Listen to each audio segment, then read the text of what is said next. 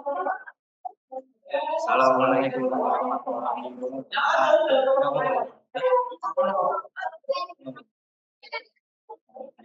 Assalamualaikum warahmatullahi wabarakatuh. Kami dari kelompok 5 Pertukaran Kalkulus Diferensial akan mempresentasikan tugas studi kasus, yaitu kasus masalah nyata yang dapat dipecahkan dengan turunan fungsi. Itu aplikasi dari ekonomi dan bisnis. Sebenarnya, maka saya mau berpresentasi. Nama saya Gauri Mamuni. Saya pilih Happy Mas. Saya ikut Pak Nama dan kemudian kita lanjut ke materi pertama. Materi pertama terdapat program fungsi dapat sampai keuntungan. Di sini kita bawa bawa mana? Pendapatan dikurangi. Untuk mencari keuntungan maksimum kita dapat mencari keuntungan bertanggung turunan keuntungan keuntungan maksimum. Lalu lanjut ke contoh soal. Contoh soal ini terdapat pendapatan bahwa pendapatan tadi dijadikan sebagai status X min X produk dan biayanya di X nilai X yang memberikan keuntungan maksimum. Misalnya adalah fungsi Rx min X kita kurangin lalu dapat fungsi Px.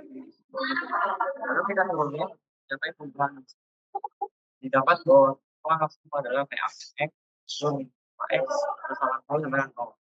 2x sama dengan min 80 X sama dengan 40. Jadi keuntungan maksimum adalah 40 kuadrat plus 80 dikali 40 sama dengan min 80 sama dengan 1520. Jadi keuntungan maksimal adalah saat harga dapat 1520 pada jumlah barang 40 unit. Selanjutnya akan dibacakan oleh Gali. Oke, selanjutnya ini ada materi kedua yang berjudul minimum biaya produksi. Di sini itu sudah tertulis ada rumusnya.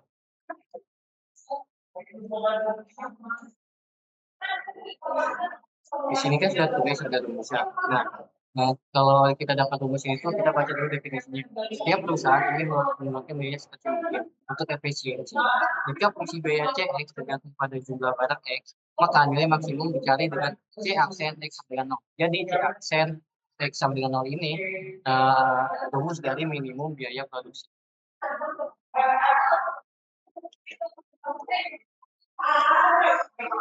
Oke, selanjutnya kita akan memasuki contoh soal dari minimum biaya produksi.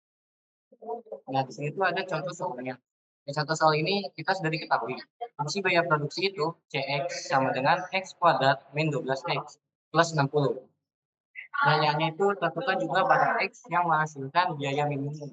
Untuk penyelesaiannya itu, cara pertama kita gunakan turunan pertama fungsi biaya. C aksen X sama dengan 2X min 12.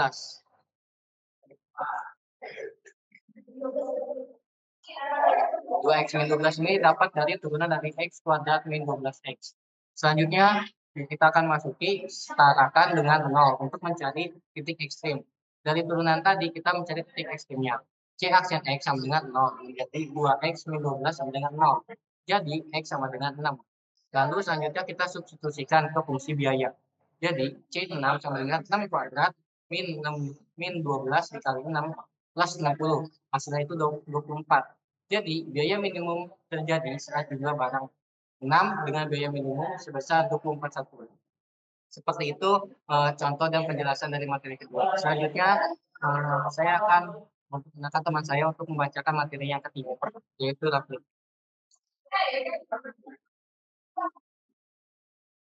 Kemudian kita lanjut ke materi yaitu insiden. Itu keterkaitan antar variabel ekonomi. Nah, karena itu juga menghitung elastisitas permintaan, itu seberapa jumlah barang yang diminta terhadap perubahan harga. Di sini ada rumus elastisitasnya permintaan, yaitu EP sama dengan DQ per DP dikali P dibagi Q, yang dimana Q adalah jumlah barang, dan P yaitu harga barang. Hasil dari EP lebih besar dari satu permintaan elastis, yaitu sangat peka terhadap harga. Yang kedua, EP kurang dari satu permintaan inelastis, tidak terlalu peka. Nah, di sini ada contoh soalnya, yaitu ada dikasih fungsi permintaan, yaitu Q sama dengan 200 dikurang AP, 4P. Nah, kemudian hitung elastisitas permintaan saat P sama dengan D. Biasanya yaitu dengan rumusan tadi, EP sama dengan DQ per DP kali PQ. Turunan dari fungsi permintaan itu DQ per DP sama dengan 4. Nah, dan lanjut ke ketika P sama dengan 3. Q sama dengan 20 dikurang 4. Kita masukin substitusi. Akhirnya itu 30 sama dengan 80. Substitusi ke rumus. EP sama dengan min 4 dikali 30 per 80 sama dengan minus 1,2.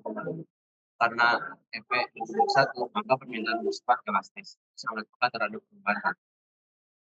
Nah, pada selanjutnya akan disampaikan oleh teman sebelah saya, yaitu Beri. Kemudian kita akan membahas pertumbuhan dan penyusutan. Jadi di pertumbuhan dan penyusutan ini ada rumus yaitu D per DT. Nah, pengertiannya dalam ekonomi makro atau bisnis jangka panjang, turunan digunakan untuk menggambarkan pertumbuhan modal, populasi, atau nilai aset dari waktu ke waktu. Selanjutnya kita akan ke contoh soalnya. Nah, jadi ada contoh soal, sebuah mesin memiliki nilai awal sebesar Rp100.000 dan menyusut menurut persamaan P dalam kurung T sama dengan 100 juta E pangkat 0,1 T. Hitung laju penyusutan nilai mesin pada saat T itu menunjukkan waktu 5 tahun. Penyelesaiannya adalah kita lakukan perkalian pertama terhadap waktu dV per dt sama dengan minus 0,1 dikali 100 juta E pangkat minus 0,1 T. Kemudian dV per dt sama dengan minus 10 juta E pangkat minus 0,1 T. Kemudian T-nya itu kita substitusikan ke 5. Jadi dV per dt sama dengan minus 10 juta E pangkat minus 0,5.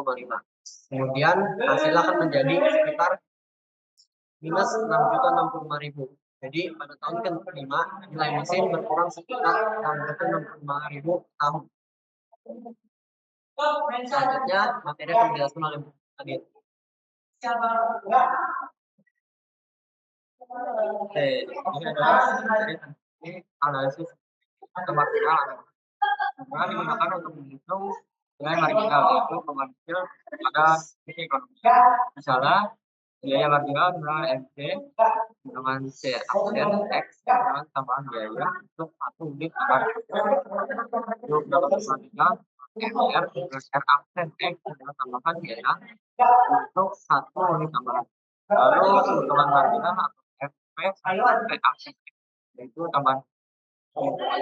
Dalam ekonomi makro, titik optimum biasanya dicapai saat MR sama dengan X.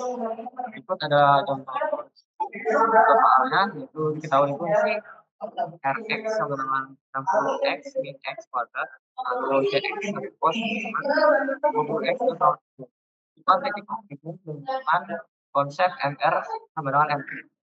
Penyelesaian turunan dari fungsi pendapatan belanja R sama dengan R aksen X sama 60 min 2X.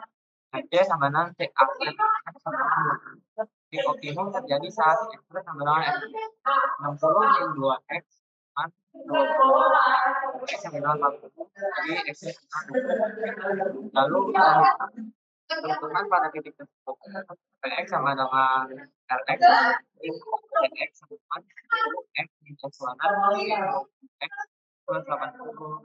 Px P20 sama dengan 1200 minus 400 minus 400 plus 80. Jadi totalnya jadi titik optimum terjadi saat kita produksi 20 unit dan keuntungan maksimum yaitu RP 300. Untuk selanjutnya akan dikatakan oleh teman saya yang kembali. Selanjutnya kita sudah memasuki akhir dari sesi yaitu ada kesimpulan. Kesimpulan dari tugas yang kita buat ini yaitu turunan fungsi menjadi sangat penting dalam ekonomi dan bisnis. Karena fungsi dapat memberikan informasi mengenai dapat besar, membantu menentukan minimal dari maksimum atau minimum dari suatu keuntungan atau biaya gunakan dalam analisis biaya, pendapatan, keuntungan, dan resiko, serta menjadi dasar untuk pembangunan keputusan ekonomi efisien dan penerapan fungsi turunan dalam ekonomi dan bisnis menjadi bukti nyata bahwa konsep tersebut guna fungsi dapat diterapkan dalam kehidupan nyata oleh manusia. Selanjutnya saya akan lompat ke teman saya itu Rafli.